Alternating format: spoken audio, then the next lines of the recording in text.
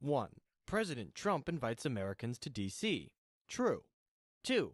President Trump delivers powerful speech. Trump urges the crowd to march to the Capitol to peacefully and patriotically make their voices heard. This is also true. Trump explicitly said that the protests invites Americans to D.C. True. 2. President Trump delivers powerful speech. Trump urges the crowd to march to the Capitol be peaceful. I know that everyone here will soon be marching over to the Capitol building to peacefully and patriotically make your voices heard. 3. Patriots march to the Capitol. True, I guess. And 4. Capitol Police response escalates tensions? Capitol Police aggressively fire tear gas, flashbangs, and rubber munitions into crowds of peaceful protesters, injuring many and deliberately escalating tensions. But it's okay when they do this for BLM? Powerful speech. Trump urges the crowd to march to be peaceful. I know that everyone here will soon be marching over to the Capitol building to peacefully and patriotically make your voices heard. 3. Patriots march to the Capitol. True, I guess. And 4. Capitol Police response escalates tensions? Capitol Police aggressively fire tear gas, flashbangs, and rubber munitions into crowds of peaceful protesters, injuring many and deliberately escalating tensions. Video but it's okay when they do officers inexplicably removing barriers, opening Capitol doors, and even waving attendees inside the building. Actions that facilitated entry, while simultaneously deploying violent force against others. These inconsistent and provocative tactics turned a peaceful demonstration into chaos. I like how they say video evidence shows, but the site doesn't show any of the video evidence. But yes, there were some instances where police officers let protesters in. Although a lot of times this was because the officers were just so outnumbered. There are always bad cops everywhere, but the vast majority of what happened that day was Trump supporters pushing through or simply outnumbering officers who were then forced to retreat. We have video evidence of Ryan Samsel taking down the first barricade and then others following. The police were so outnumbered, they retreated, and then Dominic Pizzola used a stolen riot shield to break a window and breach entry into the Capitol itself. And then hundreds followed. Ryan Samsel was pardoned. Dominic Pizzola had his sentence commuted. Yes, Trump did say to keep things peaceful, but he also clearly wanted this all to happen. We know he wanted it to happen because he took 3 hours to give a speech urging peace only after his staffers pressured him. So go home. We love you. You're very special. We know he wanted it to happen because this entire thing happened in the first place because he spread the lie that the election was stolen. We know he wanted it to happen because he pardoned the ones who did it. 5 people died. I might only be 19, but I remember exactly where I was and what I was doing that day. It stopped the world. It was a turning point, just not the way I thought. I was so shocked. I couldn't believe it. It was disgraceful. In the aftermath, I thought, well, surely that's the end of Trump's political career, right? His approval rating cratered, people left the Republican Party en masse, prominent Republicans all condemned the attack, he was impeached again, this time in the most bipartisan impeachment in history. In the aftermath of the attack, so many in his administration began resigning en masse. The day after, he was forced to give a speech where he conceded that a new administration would soon take office. He did this in part because Senator Lindsey Graham told him that if he didn't, there would be enough votes in the Senate to remove him from office. The Republican Party turned on him. Surely he would be done with politics and leave in disgrace, right? Well, no. Because in just 4 years, he returns to power. People didn't care. If January 6th happened in any other era, it would be over. The president would have either been immediately forced to resign or have the 25th Amendment invoked on them. But not in the Trump era. He won. This time with the popular vote. He pardons the lot and half the country doesn't care. January 6th wasn't a turning point in Trump's political career. It was just a low point. But it was a turning point for America. It showed that political polarization had reached the point of no return. If half the country could forgive such a shameful display of selfishness, denialism, lawlessness, authoritarianism, and violence just because it was done by their cult leader, well, we no longer have a nation. but rather a landmass at which there is a perpetual cold civil war, with occasional outbursts of hot violence. Look, polarization isn't all that bad. It shows that one has principles. I mean, at the end of the day, if you legitimately think abortion is murder, and Trump will put people on the court to ban abortion, then why does it matter if he incited a riot at the Capitol? The mass murder of the unborn is much more important. If you really care about climate change, why does it matter that Donald Trump is objectively more charismatic than Joe Biden or Kamala Harris? The climate is more important, so you'll vote Democratic no matter what. Gone are the days of 1936 and 1984, where a candidate can win 40+ states in the Union. Nope, pretty much 80% of the electorate is going to be voting for their party no matter what. Because at the end of the day, it's about principle. And you know what? That's a good thing. But among those principles must be democracy, character, the rule of law, and not electing pedophiles. Because otherwise, you won't have a free country. Sorry to get deep, it's just so crazy to me that Trump got away with it. It's crazy to me how the right can still, after all these years, fearmonger about left-wing violence, when the facts show that the problem is in the complete opposite direction, and the perpetrators of the most notable case of right-wing violence in recent years were totally exonerated by the Republican president. Ben Shapiro talks about permission structures? What's a bigger permission structure than pardoning? So to all the right-wingers who are pretending that this is mainly the fault of the left, just stop. You're factually wrong, and your side clearly doesn't care that much about political violence. I also resent people who call it an insurrection. It wasn't an insurrection. There were a few really bad actors and a whole bunch of patriots that got sucked in. It is time to put it all behind us. Political violence is unfortunately a problem that keeps getting worse. Just this week, Ilhan Omar was attacked at a town hall. Although it's primarily a right-wing problem, we should approach solving the problem not by attacking each other, but by working together to fix it. But let's not play this game that both sides tolerate political violence at the same level. The January 6th pardons showed there is no equivalency. Hi everyone, thanks for watching.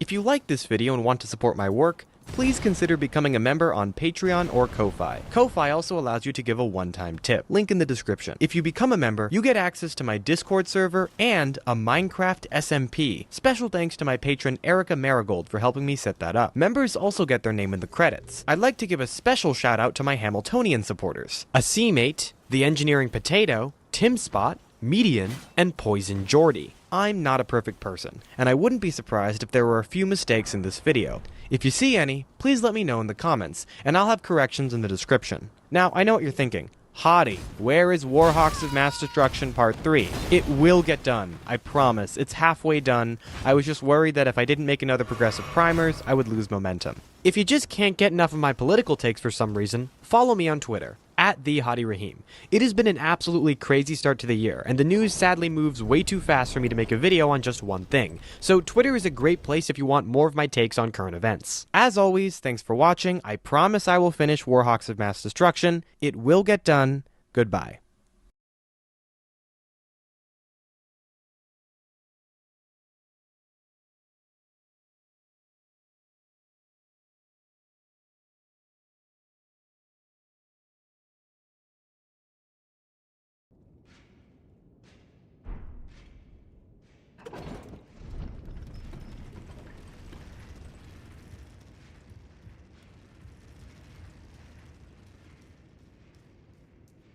Let's talk to Walter, who is a theist who is calling in from Nipple Clamps, who says he has an argument that debunks the theory of evolution by natural selection. Let's talk about it. Walter, you're on the line for us. And Aaron, how are you doing? Hey, good. Thank you guys for taking my call. Can you hear me okay? Yep. Great. Oh, yeah. the person, I'm sorry, I just throwing out that the person with their pronoun set to attack helicopter just dropped too. Damn. Shame, coward. All right, go on, Walter. What's going on? Yeah, hey, glad to be on with you guys. So I do have an argument that I've been workshopping, and I'm very interested to hear what you all think of it. But first, I guess maybe the first question to ask here would be, do we think it's even possible that there could be a successful argument right, that could debunk a scientific theory, because at least some people might think, well, the only thing that could fit the bill there would be something empirical. So what do you think about that? Scientific theories have been debunked a ton of times in the past. The point of a theory is that is the highest level of understanding that we have, the highest level to which an idea can be elevated, that it's backed by all the best evidence we have, that it's confirmed through experimentation, that it makes novel testable predictions about the natural world. But that's not to say that we couldn't learn new stuff that causes us to radically reshape or completely throw out that theory in support of something that actually covers those same bases better. So that has happened a few times over the course of the history of science. So yeah, there absolutely could be one of those that replaces evolution. Holy shit, that would be hard to do at this point. But it's not impossible. Anything's possible. Yeah. But fundamentally, for science to be what it is, one of the foundational things we say it has to be falsifiable. It has to at least be in principle possible to find something that is contrary to what your theory expects. If your theory is consistent with everything, it predicts nothing. It's one of the reasons that we say Freudian psychology isn't scientific, because one way or the other, I'm going to twist this to mean you want to have sex with your mother. That's obviously a crude form of that, but nonetheless, if you're so flexible that anything that happens is consistent with your theory, it's not scientific. So if evolution makes a prediction and we go out and we find out that's false, hey, we've actually done something that falsified our theory of evolution. And if you got that, Walter, we definitely want to hear it. Mm-hmm. Great, yeah. So I guess what I'm asking here is, there's, of course, many scientific theories have been debunked, or some have been upcycled into stronger or deeper theories. But to my understanding, basically every time that's happened, it's been on the basis of empirical adequacy. We found a theory that does a better job, right, of fitting the empirical data. But so what I'm asking here is, do we think it's possible that a theory could be debunked not on the basis of empirical adequacy, right, but instead on the basis of, for example, an argument, a philosophical argument that would show it to be self-defeating?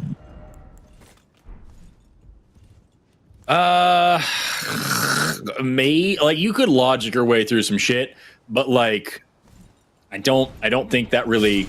I would be very, very, very, very hesitant if someone just came up with a philosophical argument against the Big Bang or some shit. You know what I mean? You would need to show me data before I took it seriously.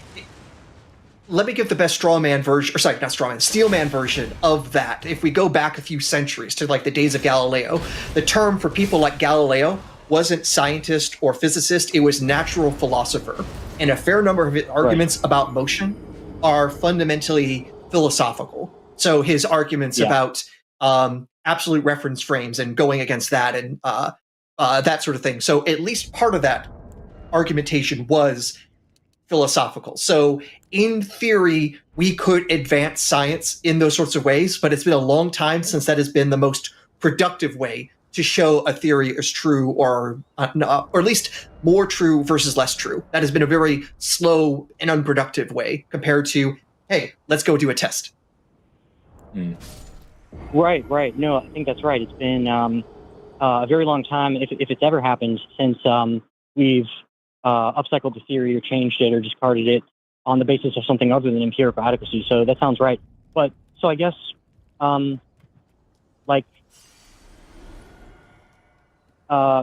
example here is that there's only one example I'm aware of where some modern scientific models or theories have been argued to be self-defeating. And this was done by the physicist Sean Carroll in his paper, Why Boltzmann Brains Are Bad. Are either of you familiar with Sean Carroll? Yeah. Yes. Great. So basically his thought is that, well, if we accept, and by the way, he thinks this applies to most modern cosmological models, but if we accept these models as true, what that entails is that you and I are overwhelmingly likely not to be the type of observers we take ourselves to be, but instead we're a sort of what he calls a Boltzmann observer, which means an entity that just recently fluctuated into existence late after the heat death of the universe. And so what that would mean is all of our memories are fake memories, right? And we can't trust anything we think we know. And so he goes on to say, well, if this is the implication of the theory, then it's self-defeating. It defeats its own justification, and we have no grounds any longer for believing it. And so he thinks they should be discarded from consideration. And so I guess first of all, do we agree that that's the right path to take, or what do we think about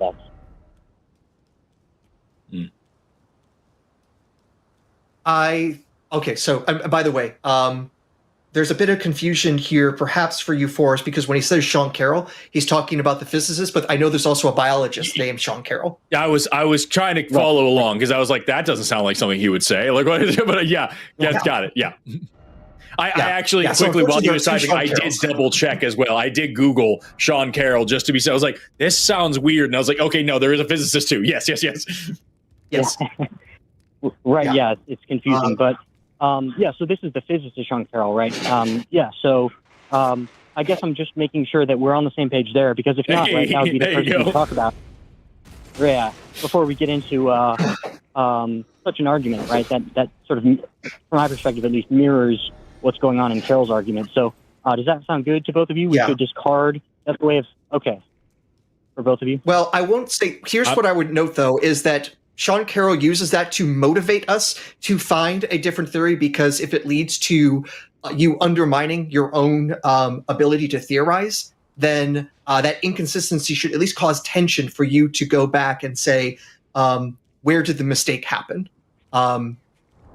So it's not the argument to say, therefore, the physics theory is false, is to say, hey, where are our deductions going, leading us to this, and are there reasons to believe that deduction is false, and can we go back and find a reason to falsify that deduction? So it's not sufficient in itself to throw away the theory. It's sufficient to go back and say, all right, then we need to try harder to figure out where the mistake is in our theory. But ultimately, it still comes down to, we need some experimental evidence to drive us away from where our evidence might otherwise point. Good, yeah, well, so this is... I think it's important there's a very important distinction to be aware of here, which is, first of all, you're correct that even if a theory ends up being self-defeating, Carroll admits that doesn't mean it's not true, right? That doesn't debunk it in the sense of showing it to be false or likely false, right? All it means is that we can't justifiably believe it to be true. And so, from his perspective, if our goal in science is to acquire scientific knowledge, right, for the questions we care about, the only viable candidates are ones that don't undermine their own justification, because knowledge requires justification. And so, although it doesn't disprove the theory, right, it doesn't show it to, almost certainly be false, what it does do is make it impossible to think we know it or could justifiably believe it to be true, which he thinks is just a total showstopper for science. It would give us a defeater, not just for that theory, but every other scientific theory, because we would no longer be able to trust our empirical evidence. So what do we think about that? Mm-hmm. Like I say, it gives us reason to say, yes, there are tensions in our thoughts. Where do we go back and figure out where the tension comes from? And is there some reason to, or some way to avoid that we can point to as a way of showing, here's the fault in our logic, or the fault in our evidence, or the ambiguity in our evidence. And if memory serves, the whole reason this Boltzmann brain came up is that certain versions of cosmic expansion could allow for that. But then Carroll goes and shows why those things actually also have their own problems, and the versions of cosmic expansion that are still consistent with our evidence don't make Boltzmann brains likely. Therefore, everything's okay. Right. Everything can be okay as long as we have some other alternative to fall back on, which can be consistent with the data we have available and doesn't put us in the same, as he calls it, cognitively unstable situation. But I guess just to clarify, do we think that if we do find a theory to be self-defeating, again, assuming it's true, and of course it may not be, right? But if assuming it is true, it does turn out to be self-defeating, do we think Carroll is correct that that's good reason to discard it from consideration, given that it would make it impossible to say that we know the answer here, or even know anything in science? But the thing is, from your own reading from Carroll, is that Carroll does not discard the theory. He goes and tries to say, hey, this inconsistency or this tension makes us need to go back and find something else to make sense of what's going on that is consistent. So the theory is not discarded. The theory is, hey, or the thought is, hey, this theory is leading to these really weird things. let's see if we can find some way to avoid those weird things. So it's not discard it, it's let's look for something better. Now, I think we have at least enough consensus of what we would like to do. And if you're saying there is some tension in evolutionary theory that should make us look for other alternatives, I think we might be able to make some progress there. So what do you point to say this is an inconsistency in evolutionary theory or a tension in evolutionary theory that makes us say, okay, we better look for other options or changes to the theory to make it work? 11 minutes in, Sure, Aaron absolutely. just So- said the word evolution for the first time in this call. Mark the time. Yeah, so I call this the evolutionary argument against evolution as a nod to Evelyn Plantinga's evolutionary argument against naturalism. So I do have it as a deductive argument, a syllogism.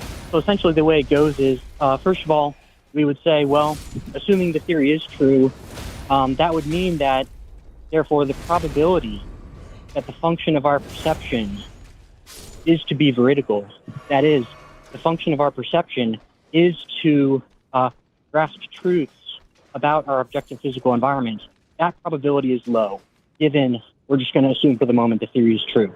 Okay, so that's premise one. And I know that's going to be controversial because, of course, everyone has assumed for decades, right, that truer perceptions are fitter perceptions. So there is an argument to that, because, otherwise who would ever think that, right? But just to get through the argument, premise two would be if you accept. Oh, sorry, anyone who accepts I'm premise one, taking a note here. So your first premise is that the function of our perception is not to make accurate, to gain accurate understanding of the natural world. That's correct. If we assume the theory to be true, that's right.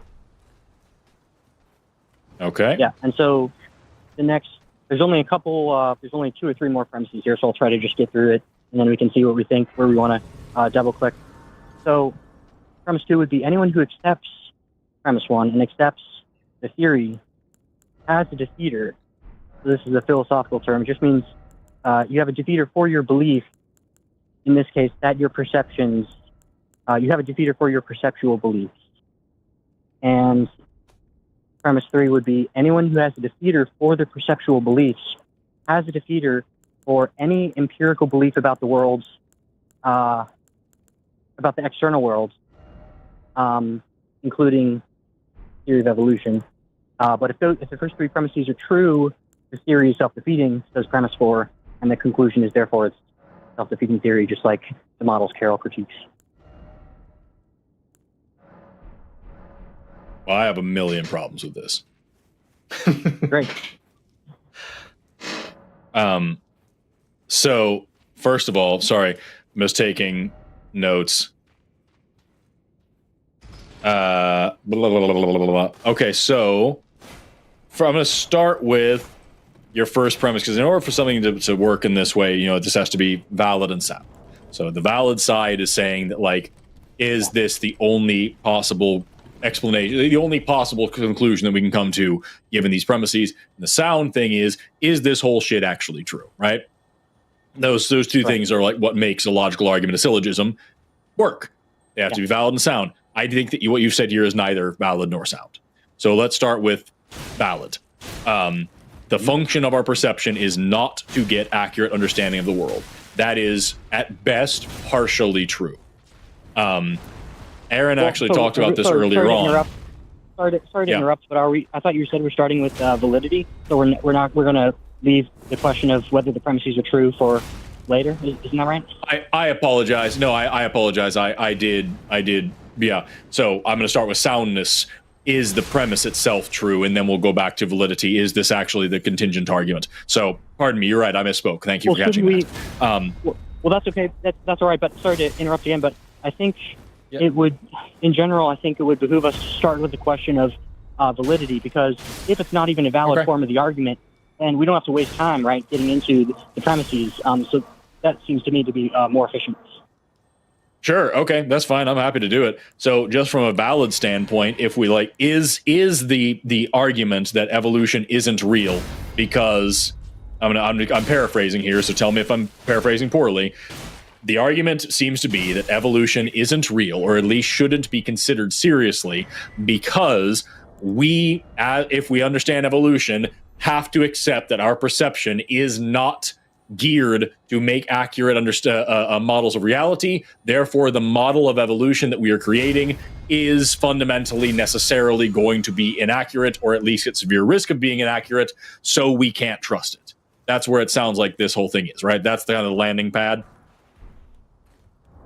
Yeah, essentially. And so from my perspective, Yes. So the way that we know the argument is valid is because the fourth premise says if the first three premises are true, then the theory is self-defeating. And so the first three premises are asserting themselves to be true. And so there we have a valid deductive argument, seems to me.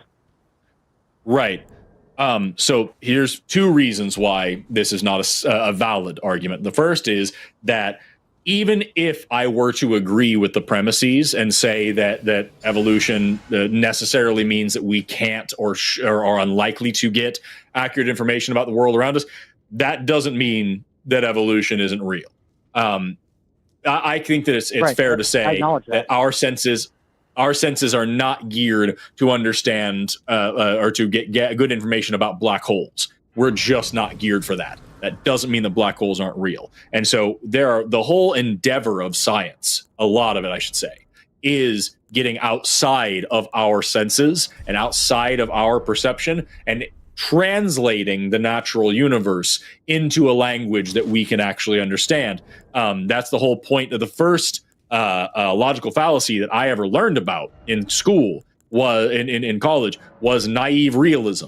The erroneous idea that your senses can tell you everything about the natural world. They fucking can't. That's why we know about spectra of light outside of the visible spectrum, because these fucking, the stupid orbs that we have in our head aren't good enough. So just because we are potentially predisposed to make wrong assumptions doesn't mean that evolution isn't real. The second thing is that we know that is something we can get around, because, as I mentioned earlier, theories make logical, testable, novel, testable predictions, and indeed evolution does. Even if we are making bad perceptions about the evolution, we are able to use evolution to do things, like the entire fossil fuel industry, which is reliant on the concept of evolution, the entire biomedical science industry, which is reliant on the concept of evolution, the entire agriculture industry, which is reliant on the concept of evolution, the entire forensic industry, which is entirely reliant on evolution, and so much more. So even if these things were misperceived, we are able to validate them by doing things with them and showing that even if we don't understand it fully or even at all, we know that it works. So that's another reason why this argument is not not valid to begin with. The third reason why this argument is not valid to begin with. Sure. Do you want to move on to the third thing, or do you want to address that first? Well, I would like to, yes. My memory isn't what it used to be. So, so I do want to get there, right? But so first of all, I agree with you that even if the argument works, it doesn't show, as I said, that the theory is false, right? It doesn't mean it's not true. That's correct. It would only show that we can't justifiably believe it to be true. So that's right. But as for validity, and I do want to get to the objections to, whether the premises are true or not, but it seems to me that if an argument is basically structured the following way, right? So we have, let's just make it two premises to be simple here. So premise one, whatever premise one is, and premise two says, if premise one is true, then the conclusion is true. And then you have the conclusion, right? That's a valid argument. And as far as I can tell, that is a symmetric with how this argument is going, because premise four does the same thing as premise two there. So my first argument against it, I understand your dismissal, but the second argument falls back onto the first and strengthens it, I think, quite a bit. The fact that we are able to make novel, testable predictions and actually achieve goals using our current framework of evolution, that would not be possible if it was not true, unless billions of people were having consistent, uniform, synchronized delusion. Because if your argument here is we are not geared for getting accurate descriptions of our perception of the natural world, therefore we are some way deluded about reality, and therefore we're coming up with this bullshit of evolution. Okay, the problem is that it fucking works. And the only way that would make sense is if billions of people around the world are having the same exact delusion in the same exact way at the same exact time. And the third thing that actually leads me to The third problem with this is that literally all science would fall into this trap. If this is the way that we're framing this, then every part of science, not just evolution, everything about medicine, everything about physics, everything about chemistry, all science 100% of the time is subject to a self-defeating problem because we can't make accurate perception of the world. Therefore, we don't know about cosmic microwave background radiation. We don't know about Hubble's constant. We don't know about regression of galaxy. We don't know the Big Bang models. We can't make good perceptions of reality. Therefore, we don't know that antibiotics actually fight bacteria. We don't know about how vaccines work. We don't know how to treat cancer. We don't know any of these things. Like, it's just fundamentally all of science falls under this because all science is based on empirical data. So if you're going to say that empiricism is a problem because perception is a problem, you have now destroyed not just evolution, but the science that is allowing you to call us on the phone right now. Great. If I No, may, that's great. Steelman, I think Well, Walter's position is, if I may, Walter, it's that it's specific to evolution because he's talking about our evolved sense. If evolution is true and our senses are evolved, they're not evolved for truth finding, and so evolution gives us this particular problem. I think that's why Walter's forcing on this rather than empiricism generally. Is that fair to say, Walter? That's a good point. Exactly correct. That's a good point. That's a good point. But it still falls back to then my second premise, which would be that it does things. So like that's where I would leave it then. Extending the second premise into the third, I think, is fair, but I agree with Aaron, and I agree, that is an overstep unless I'm taking it into my worldview, not Walter's. So, Walter, what do you think about that? Yeah, no, that's great. And so there's a lot on the table here, and I definitely want to get to the objection that science works, and so that if you do a objection either the first or the second premise. But just to return to validity for a second, if we just start with the example that we can say if all men are mortal, premise one. Premise two, Socrates is a man. Well, let me use a different example. Let's say all men are mortal. If all men are mortal, then Socrates is mortal. Conclusion: Socrates is mortal. So it seems to me basically what's going on. I think your form was actually more correct the first time around, Walter. I think your original version was more correct than your current one. But either way, you're giving an example of modus ponens. If P, then Q, P, therefore Q.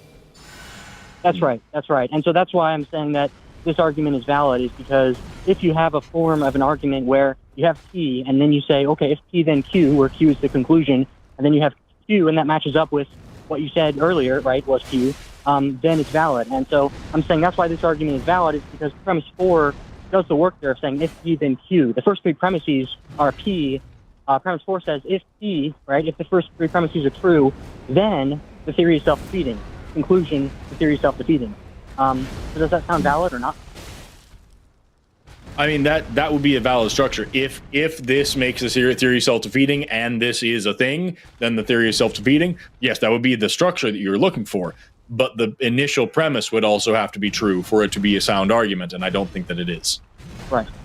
Great, so let's go to that. In fact, right. Walter, can we try to see if there's also an interesting asymmetry to the setup here? Because I think ultimately what we're going to argue is that we have reason to discount evolution, and therefore we're going to go with creationism by the Almighty. I mean, that's ultimately the conclusion you're trying to get to, right? No, the target conclusion here is that the theory is self-defeating. I think either a... You might think that accepting... Well, then we're going to look for the replacement, and your replacement is going to be creationism, right? Well, I'm not sure what my replacement is, but right, it would increase the likelihood. You might think it increases the likelihood of all other alternatives if the conclusion... All right, so now I have to show you where if we then apply the symmetry of your arguments to theism, it's actually going to undermine what you want, because I'm going to actually produce the same argument you have, but show that it's going to lead to some problem. So if God exists and created our minds should reliably tell us about the world.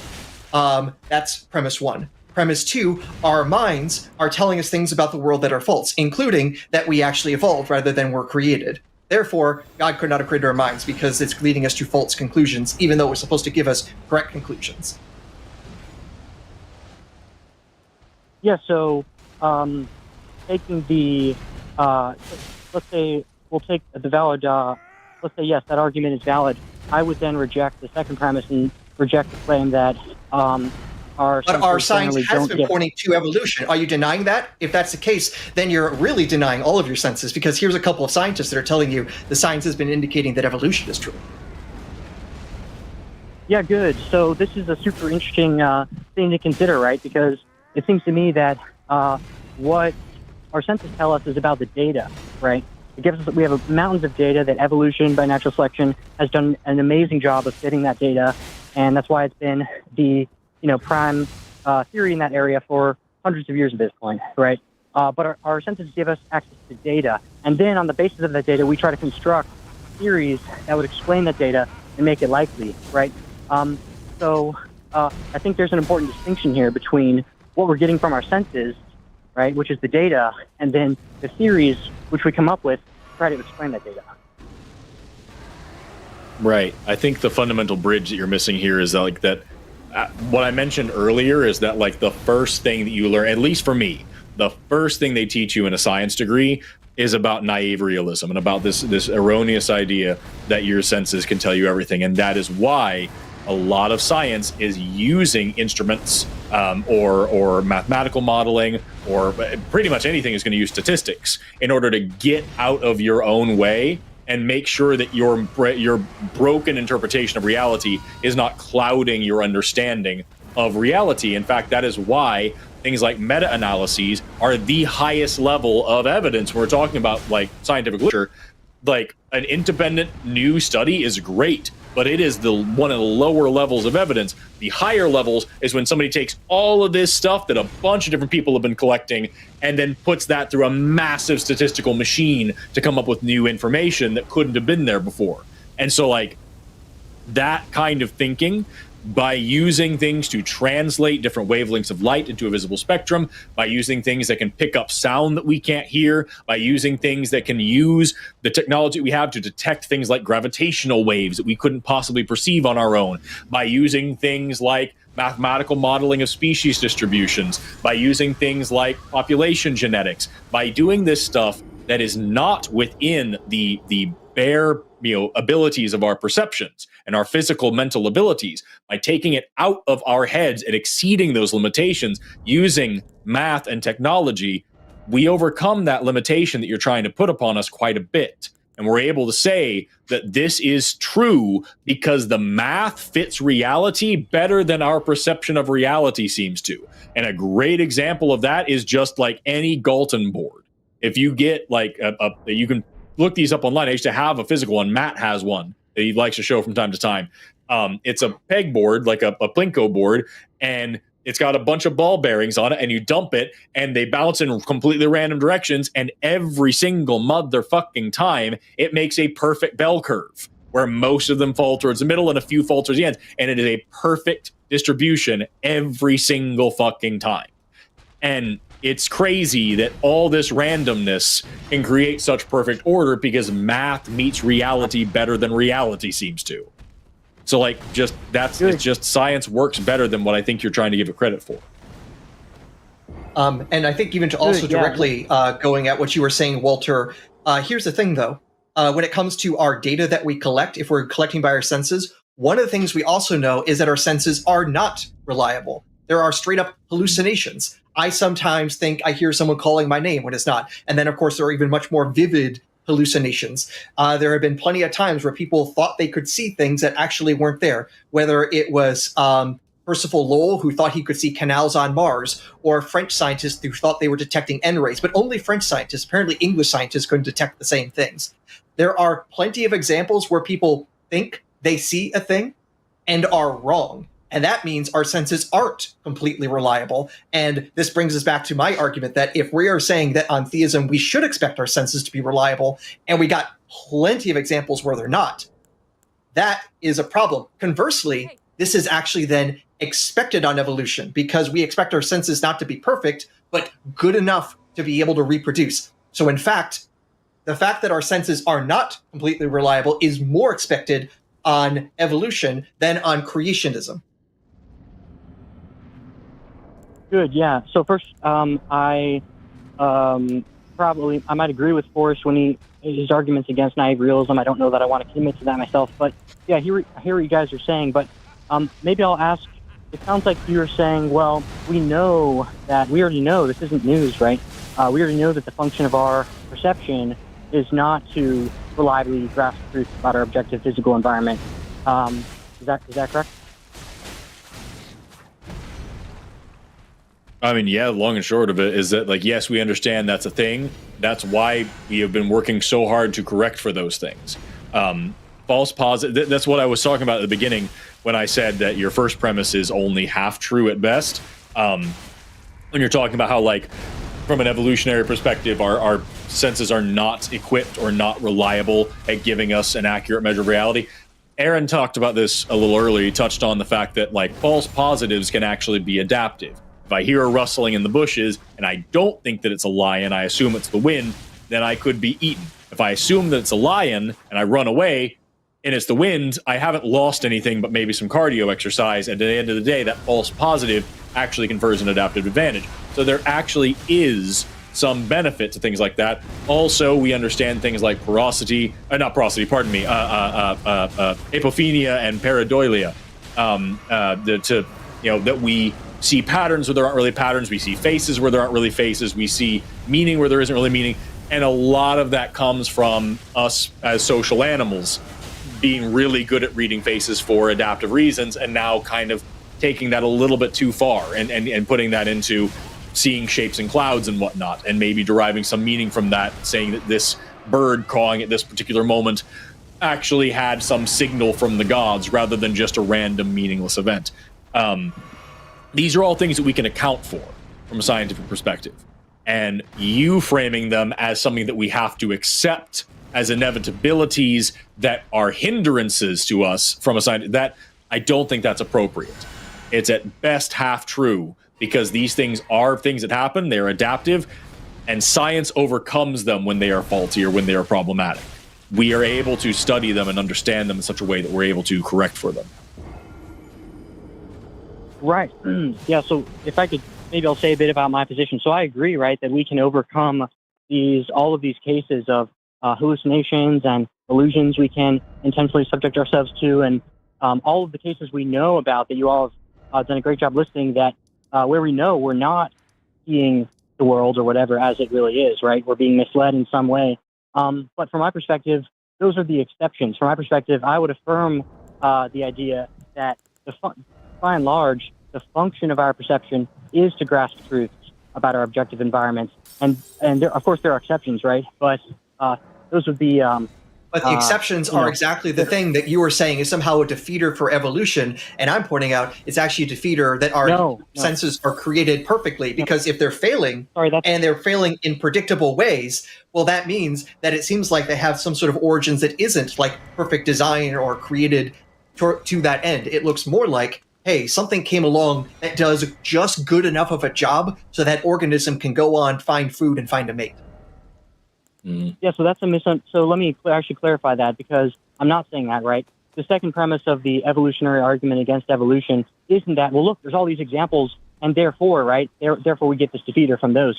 No, it's the idea would be if by and large the function of our perception isn't to be veridical, then we get a defeater. But what I'm wanting to say from my point of view, right, from my worldview, is that by and large the function is to be veridical, although of course there are exceptions, right? But because the function is to be veridical, we don't get the defeater.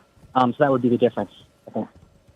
Let me try to frame this in it, because I think I really like what Aaron's saying, and I feel like it's not quite being hit the way that it should be. So one of the ways that we do things in science is we will create a model, and we will test that model against reality and say, like, okay, if this is true, then we should see reality should look this way. So, like, it sounds, Walter, like we can agree that our perceptions are faulty, that we make mistakes and we misperceive things, and that but those faults are reliably predictable. They happen in predictable ways. We can tie them down to certain neurology or certain neuroses or certain psychological issues, whatever it may be.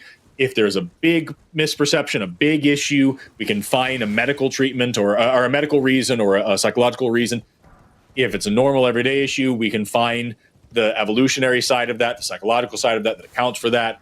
So our perceptions are faulty, but we kind of understand why, and we have a way that we can model how that happens and when that happens and what can make that happen.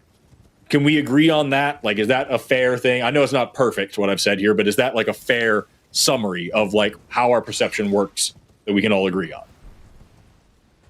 Well, I think it depends which worldview we're coming from, because if you have a worldview that would affirm the function... What I just said should apply to both. Right, but I'm disagreeing with that. An analogy, right? Imagine you have a thermometer, and generally it measures the temperature accurately, but occasionally thermometers break, right? And it will give you the wrong readings, right? There are exceptions to the rule, but by and large, the function of the thermometer is to reliably grasp the truth about the temperature, right? And so now, but if we were to learn what we thought we were using was a thermometer, but in fact it's a barometer, right, whose function is not to measure the temperature, but instead the pressure, that would then give us a defeater for our belief that we could reliably come to know the temperature facts. And so the question is, that's why I think it depends which worldview you're starting from, which theory you're situated in. The issue here will change. Right. So just I hate to be pedantic, but I'm gonna be a little bit, and we can move on from this if we need to. But like the analogy you just gave of thermometer versus barometer, PV equals nRT. Temperature and pressure are directly related. So a barometer isn't a great thermometer, but it's better than not a thermometer, right? You could still say, okay, this pressure is increasing, therefore it's very likely that the temperature is also increasing as well. And you could use that to do something. So even if you have faulty tools, you can, if you understand science, you can use even faulty tools to come up to conclusions that are better than not using any tools at all. And so that's kind of where I'm at right now, is when we talk about perception, I want to come to a model here that we can agree on. But first we need to accept the reality that we're talking about, that we are comparing that model to. So the reality that I'm trying to establish, that it sounds like we are all three of us saying, is that human perception isn't perfect, that it fails from time to time, but it fails in predictable ways. And we may not, we disagree on why it fails, but we agree on how it fails, that it fails in predictable ways, that certain ways are attributable more to psychological or medical issues, but other ways are more or less pretty fucking normal. And so we understand that this is a faulty system that reliably and predictably fails in certain areas. Is that fair assessment of what we all agree on as the nature of perception? Well, so I agree with much of that, right? So to take your, I think it was very insightful what you said there, one of the first things you said about the thermometer case, because I think you're right that given that we have an understanding that there's a lawful relationship between the temperature and the pressure, there are beliefs about the temperature, like you said, that if the pressure is increasing, maybe that means the temperature is increasing. That wouldn't be defeated, even by learning that, in fact, we have a barometer and not a thermometer. But I think what is defeated are the beliefs about the temperature facts themselves, right? And so unless we have we think we have another way of coming to know those, right, from some other device or something where the function of that thing is to reliably get us at those, then we're in a pickle if we care about those type of facts. And I feel like you're talking past each other. Yeah, I feel like we're talking past each other. I'm going to hand it to you. Please give me, just to avoid any more confusion, will you, Walter, please tell me a fundamental, very basic, doesn't have to be too detailed, what I was just trying to do, just give me a statement about the nature of perception and its problems with being faulty in a language that we would all three of us agree with from an evolutionary perspective and a theological perspective. Like, what is a statement that you can make about perception being faulty that we can all three of us agree on? Let's see if we can find. Well, I think there are many things that could fit the bill there, but I guess what I just gave two, and you had a problem with both of them. So I want to hear what one would work for you. I guess what we're supposed to do is the I feel like you're talking past each other. Yeah, I feel like you're talking past each other. I'm going to hand it to you. Please give me a fundamental, very basic, doesn't have to be too detailed, what I was just trying to do, just give me a statement about the nature of perception and its problems with being faulty in a language that we would all three of us agree with from an evolutionary perspective and a theological perspective. Like, what is a thing that you can make about perception being faulty that we can all three of us agree on? Let's see if we can find. well, I think there are many things that could fit the bill there, but I guess what I'm not sure. Did I? Yeah. So I think we can agree that, at least from our current point of view, there are many cases we all know about where our perception is wrong, where we get tricked, we're subject to illusions, etc. I think we all agree on that.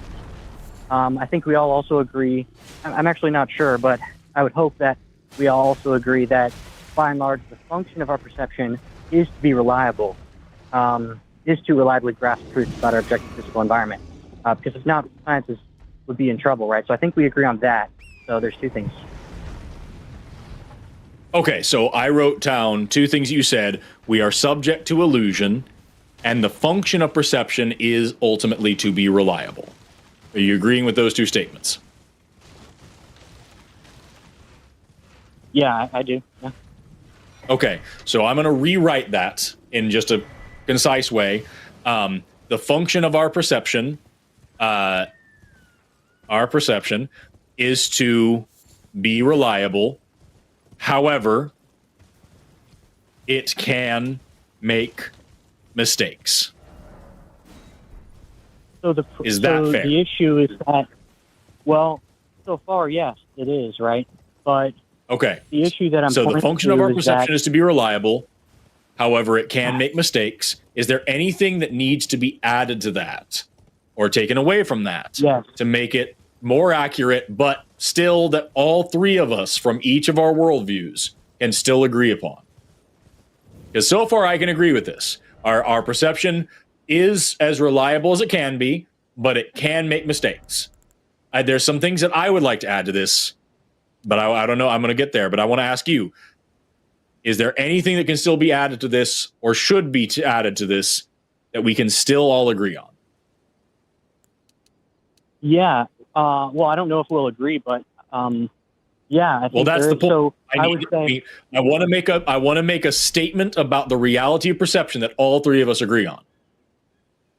Well, isn't it more interesting to explore the area we disagree on? We will, but I'm trying to flesh out what Aaron was doing a minute ago that I think you missed a few times, and I just want to get to this point where we can agree on what this perception problem really is. So the function of perception is to be reliable. However, it can make mistakes.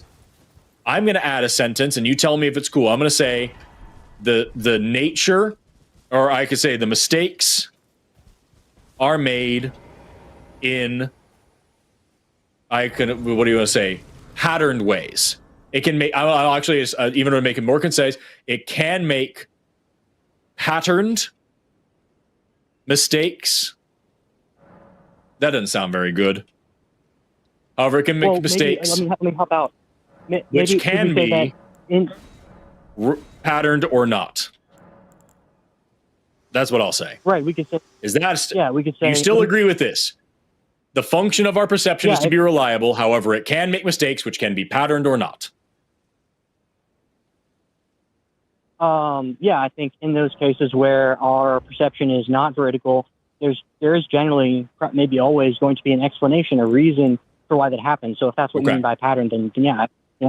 Yep. Okay.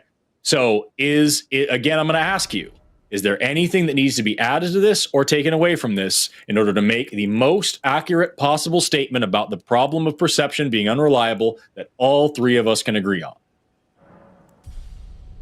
Yeah, what I would want to add is that, from my point of view, you all accept a theory as true. Not your point of view.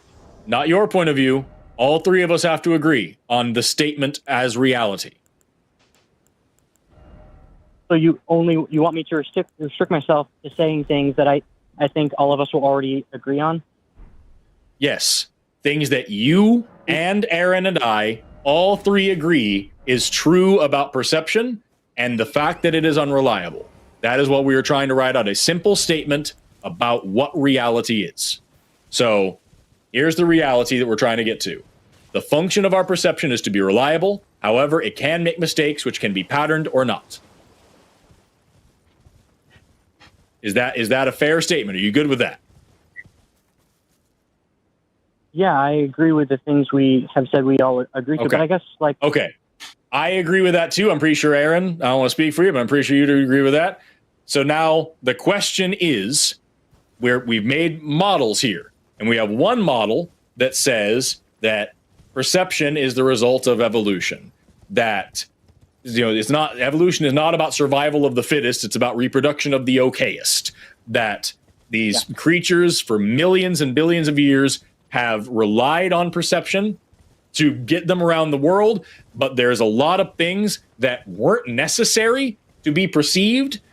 False positives were sometimes actually beneficial and adaptive. There's plenty of stuff out there, like certain wavelengths of light or certain events in the universe that absolutely were inconsequential, so there was no selection pressure or evolution to cause perception to be able to do that. A very naturalistic, messy, somewhat disorganized, non-random selection of random possibilities. That is what the first model is. And your model is that God perfectly, with the greatest wisdom in the universe, made human beings with a divine inspiration to make our perception exactly what it is. Which of those two models better fits the reality statement that we all agreed to?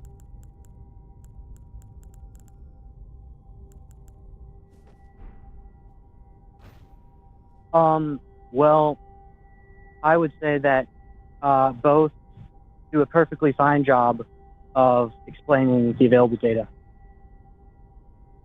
I strongly disagree, because that's what Aaron was saying a while ago, and like that's what I feel like you missed, is that evolutionary model applied to this makes perfect fucking sense. That things needed to perceive some stuff, other stuff didn't need to be perceived. So later on, if there's an instance where it could perceive it, it's not going to do a very good job. Things that get perceived incorrectly but still confer an adaptive advantage is still a heritable trait. Therefore, making mistakes sometimes can actually be beneficial, and therefore mistakes are a natural part of all of that. 110% fits this. The theological model is that the smartest, most powerful thing in the universe deliberately made us to fuck up sometimes. Why? Yeah, that great. sucks. So let's say I accept that, right? Let's say I come to agree with you that, in fact, only one of these two models or explanations adequately fits the data, namely evolution by natural selection, and there's just too many ways the other one fails empirically, okay? Now, let's say I accept that. Maybe I'm an agnostic or something, right? I'm still going to make the argument that, well, this other theory, right, evolution by natural selection, according to the evolutionary argument against evolution, is gives us a reason to think, actually, the function of our perception is not to be vertical. And therefore, we should look for a model or explanation that affirms, number one, fits the data, but number two, also affirms that the function is to be vertical. Otherwise, we're in a worrisome situation, per Sean Carroll. I think, though, there's an issue here that we're taking veridical as a binary, like right or wrong, when we should be thinking this in terms of accuracy and precision, where you can have more or less of it. So I can see a door, but I can't see the individual molecules in the handle of that door. I can't see through the door because I don't have the right kind of eyes to see radio waves, to see beyond it. There are limitations, and the things that I can see, sometimes I'm mistaken about it. Even the things I'm right about, I'm not right with infinite precision. And because we have both limitations in accuracy, precision, and the very things we can sense versus the things we can't sense, we are likely to be mistaken in our things. In the same sort of way, if I have a detector, occasionally it's going to have false positives and false negatives, even though this is a created thing. That's going to be kind of the expected thing, and it's going to have a certain rate of being right or wrong, but it's still the case that, hey, we can still talk about its accuracy and precision, even though it's not flawless. It's still going to say it's good enough for this sort of thing. And we can say our senses are good enough for the things that Homo sapiens needed to do to be able to survive up until at least the 21st century. But it wasn't good enough to detect individual atoms or sense gravity waves. Yeah, great. So that's a great point. I agree, right? And so if by veridical we mean something like perfect accuracy, or right, then everything you just said would tell us, well, number one, we don't have that. Number two, it doesn't matter for science because within some bandwidth of reality, we can see reliably. But so I grant that, right? So what I mean by, and by the way, I know there's a lot here, and I appreciate you all interacting with this argument. I know it's hard when I didn't have a way to send you the premises, but for anyone who's interested, if you want to look at it later, it is online. There's a video about it. But anyway, so I would say what I mean by veridical is just that the function of our perception is to reliably grasp truth about our objective physical environment. For me, that's the bar. That's the standard that has to be met for us to avoid having a defeater here. I don't think that's fair. I just don't. Yeah. Again, I'm saying it's not that we get things veridically like it's right or wrong. It's that it's close enough to see what's going on there. And remember that there's usually more than one perceiver going on. That's one of the reasons science has to be peer reviewed, because I might see something, but other people look and say, no, I don't see the same thing. Or they see something that I failed to notice. That's part of the fact that science actually only works well as a communal exercise. And also, we don't use any one sense. We try to use a multiplicity of senses. And we only really feel confident when multiple independent lines of evidence or multiple independent lines of sensation point to the same thing. If I see something but I can't hear it, it's going to be weird. If I hear something but don't see it, it's going to be weird. The fact that we can cross-examine our various senses and also have somebody else come along and say, dude, you're tripping. That's part of how we get our science to be better, because we know the limitations of our senses. Yeah, I think there's one thing one thing that Aaron said that was really, really important, and I want to touch on just very, very briefly. Walter, Aaron talks about accuracy and precision. Are you familiar with those terms in science? Accuracy and precision, and why they're different? I am, Forrest. Okay, cool. I only ask because most people are not. Most people would assume that accuracy and precision are the same word and that they both mean just being right, and they fucking don't. So okay, perfect. I just wanted to make sure we touched on that because that was a very, very, very good point that Aaron made, and I didn't want it being missed. Sorry, go ahead and say what you were saying. Yeah, no, thanks. I agree. It is an important distinction. And so, yeah, I think your point there, Aaron, is super important, right? So it sounds like you're saying essentially that, well, we can triangulate, right? Even if one sense is faulty or we're subject to illusion sometimes or whatever, we can triangulate on what the truth actually is we have these other ways of getting at it, right? And when we get them to line up, it seems like they're working, right? But what I would point out is that... Again, I want to caution thing, though. I'm not saying we get to the truth because, again, we always have that probability of there being something erroneous. The best we can say is by using multiple lines of evidence or sensation is that we become less wrong. We will always have some level of inaccuracy, of imprecision, of making deductions that aren't actually true, even if the evidence might have seemed to indicate that. All we can say is we are more confident versus less confident with those lines of evidence. But once we start using capital T truth, I think that's where we're being faulty, because I don't think senses can provide capital T truth. They can provide us enough to say, hey, it makes way more sense that there's a tiger in front of me if I can smell it, I can see it, I can feel its claws in my flesh. When all of those things converge together, okay, it's very likely there's a tiger having its way with me and turning me into lunch. To give an unfortunately gruesome example. No, it's great. Yeah. So, but what I would invite us to consider is that if we go to the temperature or a thermometer analogy, consider there's 100 people, each with a device, but they all learn or believe they've learned that they're in fact barometers. One of them might say, well, no problem, right? All of our devices line up and have the same reading, and so they all say 30, and so it's 30 Celsius or whatever, right? I think we would understand that, well, even if they're all lining up in the same sort of way, the problem is that if we don't think any of them, in fact, have the function, right? They have some orthogonal function, not the function to reliably grasp the temperature facts. That would not be a good reason to think, well, therefore we have the truth about the temperature, right? So does that sound right, first of all?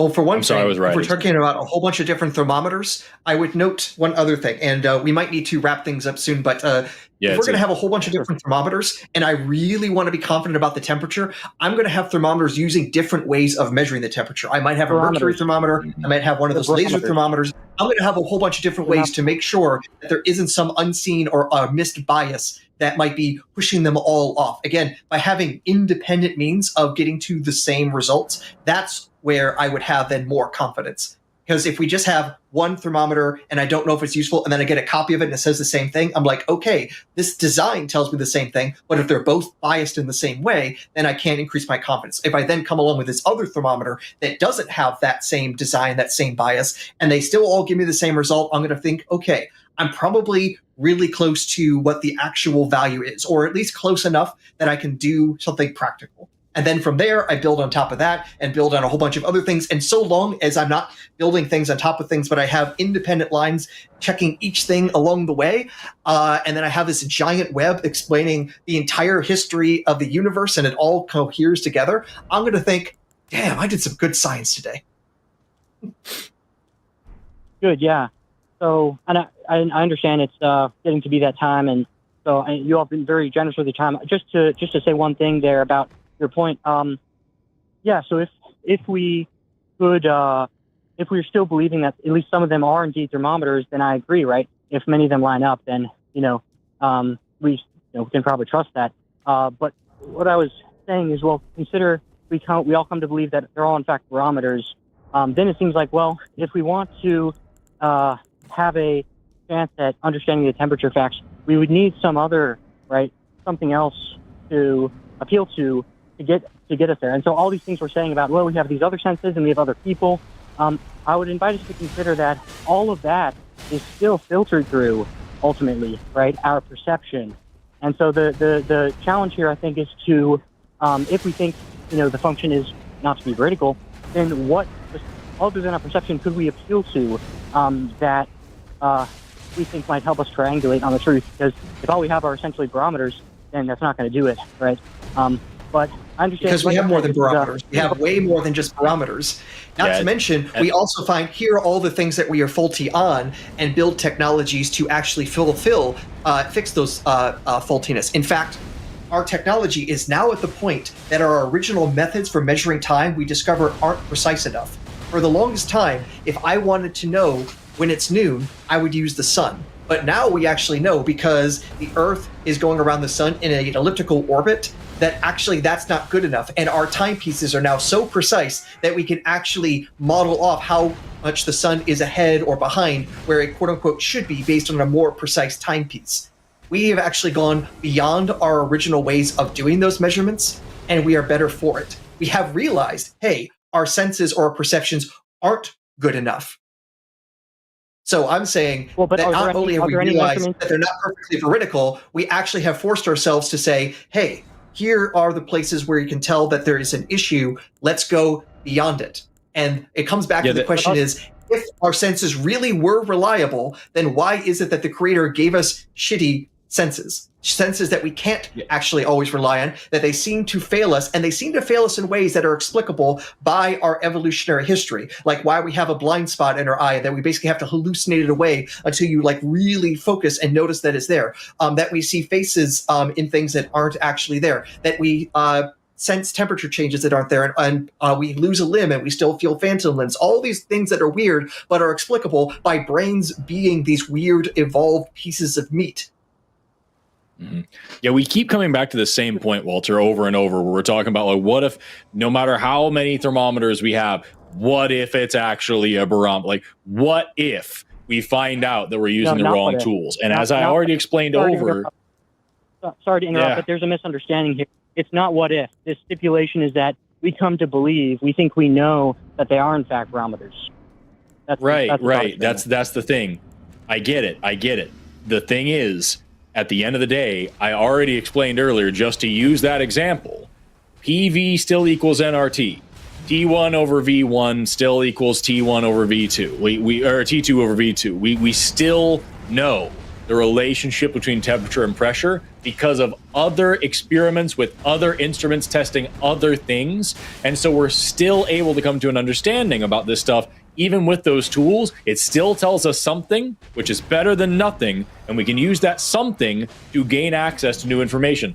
That's why, when we talk about evolution, it's not just the fossil record, it's the fossil record and embryology and development and homology and genetics and molecular clocks and so many other things that all point in the same direction. If I'm looking at what's going on at a particular site and I want to know paleontologically what was going on there, it's not just what fossils are there. It's isotopes, stable isotopes doing paleoecological reconstruction. It's pollen, rebuilding ancient ecosystems. It's paleoclimatology. It's all sorts of things that it's all these layers that go into it that are all pointing in one direction. So even if we find out that all the thermometers are actually barometers, I guarantee we have 15 other layers of evidence for that temperature, not just those instruments testing that one thing. We have other stuff that's also pointing in that direction. So again, that now goes back to the third problem that I had a while ago, which is that literally all science would be faulty if we can say that evolution is such a problem, because all science is still pointing in this way. It's all in the same universe. It all runs on the same principles. It all runs in the same framework. So we're kind of just at the same thing over and over, where it's but what if you're wrong? What if we are? We still have more data than if we just did nothing. And that data is consistently useful and is backed up by other data from other places. And so it's not just one single instrument doing one single measurement. It's a lot more than that. And with that, Walter, I'll give you the last word. We've been on this call for an hour. It's 10:30 here in my time, and we've got 2 other calls left. We're gonna move on, but I'll give you the last word on what you think. Great. Well, I might save that for another time. It's been great talking to you all. Again, I appreciate you're been very generous with your time. But I will reflect on what you all have said here and see if we could possibly follow up if that's agreeable at another point. But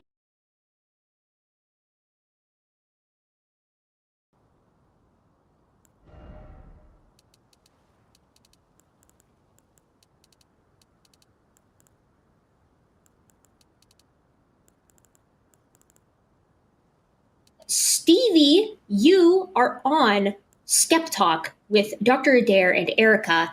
It says here, our screener says that you want to talk a little bit about molecular machines. Do you want to get into that a little bit with us? Tell us a little bit more about your perspective and what you're here to make a case for today. Yeah, absolutely. It's great to meet you guys, by the way, Erica, Aaron. Great to meet you guys. I didn't see the debate you were talking about earlier, but I did see a debate you had with another gentleman, kind of older gentleman, and I will say, he wasn't too lively. That's all I can say.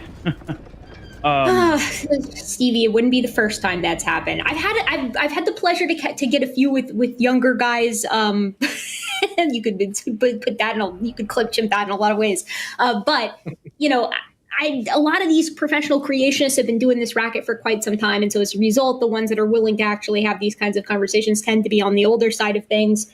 But I think that for your question today, which you brought up in the chat, that's a little bit different than the debate that I most recently had, but I certainly think that I can weigh in a little bit on it. So tell us about molecular machines. Yeah, I'm excited to get your take. So, so I think this is a relatively strong argument, and we'll see what you have to say about it. But there is a molecular machine by the name of Replosome. Have you heard of that one? Yep. Okay, Replosome is the molecular machine responsible for the replication of DNA. Of course, this is an incredibly complex molecular machine, has a lot of different parts to it, a lot of features. It's just to hit on some things I thought was super interesting with it is, it works at a high speed. It's basically an AT powered motor capable of replicating, I think it's 1,000 nucleotides per second. Something else really interesting with it is that it actually has an autocorrect feature to it. It actually can go back and correct, if there was a mistake, it can actually move backwards and whatnot. So, but the reason why I think it's such a strong argument is that DNA cannot replicate without this molecular machine. And so you really have to have this machine before you can have DNA. As I'm sure you know, a organism without the ability to replicate its DNA will not last very long. And I think this argument is particularly powerful because even the simplest, most basic organism, a single cell, has DNA, which means it has this molecular machine. And without this molecular machine, you don't have that. So basically, the crux of the argument is this. Number one, I do think it is irreducibly complex. Number two, you have to have this before the first cell even appears. And then not only that, but the actual machine itself is made from proteins, which is also has to be coded. You get that from DNA. So they both have to basically come into existence at the same time, my understanding. Either that or the machine had to come first, but the machine couldn't come first because it has protein. So that's kind of the opening line that I wanted to throw out there. So far, what do you think? Yeah, I mean, this is super boilerplate with regard to conceptually, right? So this idea of irreducible complexity, for those in the audience who might not know, is this idea that you have some biological systems or biochemical systems which are so complex that you couldn't get there by means of typical evolutionary processes where each step in and of itself is performing that task up until it reaches its sort of most advanced form. And if you take any part away, then the system fails, and so it therefore couldn't have evolved. Super down and dirty sort of explanation of what irreducible complexity is. And typical responses to irreducible complexity as an argument is the fact that every biochemical system or biological system that we know of actually can be broken down into smaller parts. They just don't do the same function that the final current form does, right? So classically, people have brought up like the bacterial flagellum, and the idea is that, well, the bacterial flagellum is effectively kind of like a motor, and so how do you actually get all of the parts in the right place at the right time to confer this flagellar activity to the organism? But it turns out that you can actually take pieces away from the bacterial flagellum, from its motor system, and get what is effectively like a syringe. So it's a different structure that performs a different function that is in and of itself useful to the bacteria in question. It's the classic sort of counter to irreducible complexity. And when we're talking about something like DNA replication, right? DNA replication is actually like super, super sloppy. The replisome, I've looked it up to make sure I was thinking of the same thing and not misconstruing anything, because biochemistry and genetics are not my like formal background, right? Like I teach basic DNA replication and protein synthesis as a part of biological anthropology, but I don't really, with my students, get much more in depth than that. But fortunately, the replisome seems to just be another word for DNA replication, right? It's the process of DNA replication. It's a word that we use to sort of refer to the whole of it. And DNA replication is super messy, right? And it often doesn't work. It doesn't catch all of the errors in DNA replication in the process before actually you've got two daughter molecules. It's like a semi-conservative process where the DNA unzips and then you have the blanks filled in on either side, and you end up with two identical daughter molecules. The very fact that we get these enormous like mutations slip their way through this process and end up in the daughter molecules, I think, is support that this is a pretty rigged system. And it oftentimes misses like a lot of errors that have occurred that have accrued in the course of replicating the actual DNA strands themselves.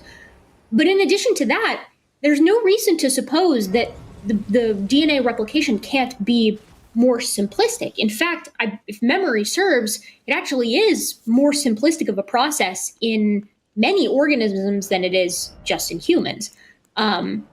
I'm going to try to find some examples of that just so I have something to kind of give you so you can dig into this a little bit more if you'd like. But Dr. Adair, do you have anything to add to what I've said so far, irreducible complexity-wise? It is probably worth noting that when the arguments about irreducible complexity come up, they will look at modern versions of a thing and think that if you basically mess with the modern version, it can't possibly work, therefore it can't have any sort of evolutionary past. Where often it has like some long history of scaffolding where the scaffolding of its history is now gone and the simplified stripped down version is there. In the same way, if you look at a building, it's like, well, there's no way you could have piled up that giant pile of stones and it would have held up in place. And it's like, yeah, you're right. That's why there was scaffolding there. And we don't use it anymore because we think it looks ugly. I think a lot of, I don't know the details very well, but my understanding is that there's a lot of evidence that that's the kind of evolutionary history you have with a lot of structures. And just doing some really quick Googling, because this is not an area that I know very well, but apparently the molecule in question we're talking about here, there is more than one version of replosome. That there's a bacteria version and there's a more eukaryotic version, and yet they're both working on DNA, which to me says like, hey, if this is created, why have two different versions of the same molecule to do the same job? This sounds like two different evolutionary histories to try to achieve the same result, which to me screams, oh, it can't be irreducibly complex if there's more than one variant trying to do the same thing, and they just took different paths to get there. Yeah, Stevie, I think. how does that I'm sorry, I sound didn't so want to far? interrupt you. No, sorry. I was trying to like segue into knocking it your way while I'm pulling up a paper here that I think might be of use to you. How does that sound so far? Well, I know this isn't something. This is, I have a huge amount of respect for you guys because you put yourself out here and you don't know what the person's going to say, and so I have a lot of respect for that.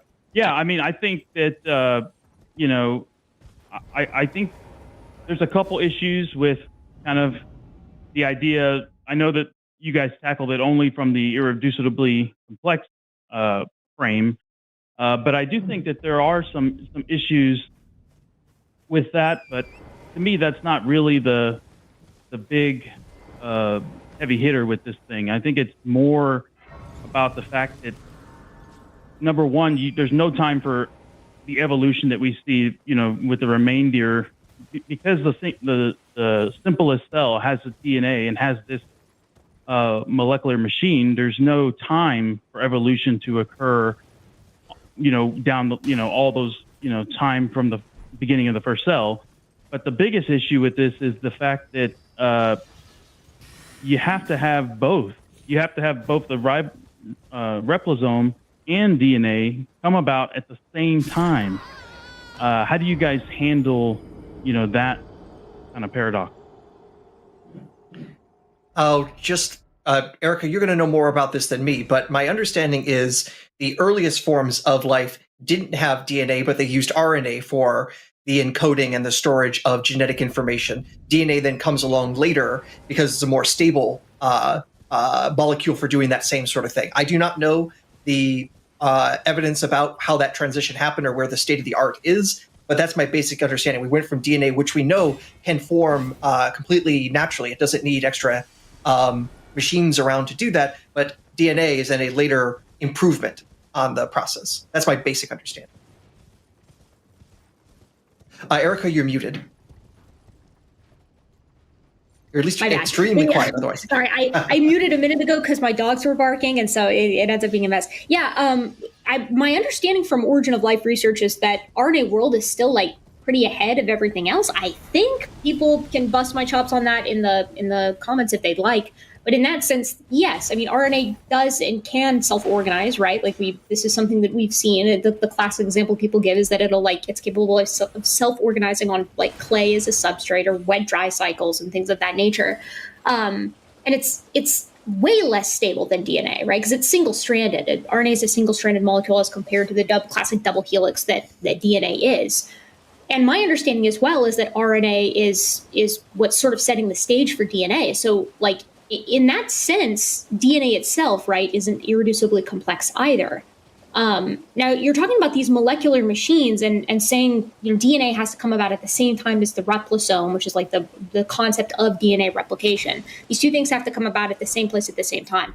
But they don't, and no one is proposing that they show up whole cloth, right? These intermediary steps between RNA and RNA replication, eventually through natural selection, because once things are alive, as so long as you've got RNA replication and organisms reproducing with variation for natural selection to then select upon, it's not actually that difficult to go from RNA to DNA, right? I think a much harder step, if you're going to take the perspective of like these large gaps in evolutionary history, would be, going from like, I guess, chemistry to life in the first place, or like prokaryotes to eukaryotes. But my understanding is that, and again, I'm not a biochemist. My understanding is that it's not that mysterious of a pathway. Does that make sense? Like, no one's proposing that you just through chance got these molecular machines and to DNA to self-organize. Instead, the proposition is that you get self-organization through natural processes, which we know that happens, right? In something like an RNA molecule. Protocells are super simple, and over time, now that you've got things that are actually alive that natural selection can act upon, you see the emergence of more complex systems. Eventually, that's going to get you towards basic DNA replication. But as Dr. Adair was saying earlier, and I was trying to do some quick Google searching as well, because this is not my forte, but we do have, there are more basic DNA replication systems that we know of today, not just the ones that are used in like, advanced mammals like humans. Does that make sense? I think there's a, no, I hear your perspective. I think, and I am familiar with the RNA argument. There are a couple problems with that. Number one, I don't think we've ever, you can correct me if I'm wrong, but I'm pretty sure we've never actually observed RNA come about by itself, only in a lab. And in the lab, the RNA that they were able to put together wasn't able to self-replicate. So it kind of had some limitations there. The other issue with the RNA world hypothesis is that there's no evidence for it. I'm sure you would both agree. Can you think of a single organism that's RNA-based and has no DNA? Well, hold on. I want to take that back for a second, because you said there's no evidence for it, and then you said that after it's been shown to happen in a lab, right? Like those two things can't exist at the same time. Because if you can show that RNA can self-organize in a lab, right? And my understanding is that it isn't just in a lab that this has been supported, but I'm going to try to pull something up so I can cite my sources here in a second. But if you can show that this can happen in a lab, like why is this suddenly impossible for it to happen in a natural context? I mean, the only reason we don't see, I would propose, the only reason that we don't see abiogenesis occur in the modern age is just because even if it happened, it would instantly be outcompeted by organisms that have been fine-tuned by natural selection and evolution over, 3.8 billion years. There would be no way for it to actually take hold. But can you elaborate a little bit on that? Like, when you say there's no evidence for RNA world, what do you mean? Well, what I mean is that there's no evidence of an organism which is RNA based without DNA. Meaning, there's every organism, down to a single cell, has DNA. There's no other organism that has RNA but only. The other thing is, I think one exception though would be viruses, but then we probably could get arguing there a bit. But like retroviruses are completely RNA based; they don't have DNA. Well, and to that point, correct. But to that point, right? Like life in general has, I think it's something like 8 characteristics that something has to have to be considered alive, right? Viruses meet some of those criteria, and they don't meet all of those criteria. So if you were to have or propose a transitional organism or sort of organism adjacent thing, right, that links non-living chemistry to bona fide life, would you propose that it would look something like a virus? Because I might. And then isn't it all of a sudden like really coincidental and interesting that these sort of transitional steps between non-living chemistry and living things that we accept, like sensu stricto, use RNA and are the only ones that seem to do that? Wouldn't that be exactly what you would predict if life had emerged from an RNA world scenario? I mean, I could see that argument. I don't think there's much evidence for that. Viruses can't really do anything on their own. They're heavily dependent on a host. The other issue. Well, you can say the same thing for me, though. I can't do much on my own. Believe me. Right. The other issue you brought up was the fact that it was done in a lab. But like I said, in those lab experiments, they weren't able to, the RNA